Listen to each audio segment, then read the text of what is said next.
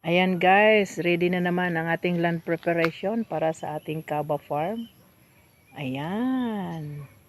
Magtatanim na naman tayo ulit guys. Ayan, ang ating kaba farm. Ayan, diba?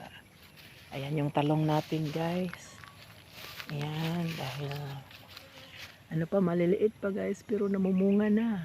Ayan, diba? Ayan, yung ating farm. Ito ang talong natin. Ayan, liit pa pero may bunga na siya guys.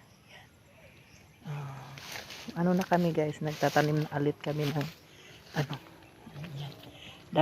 Dati marami dito guys, pero ngayon nagtatanim na naman kami.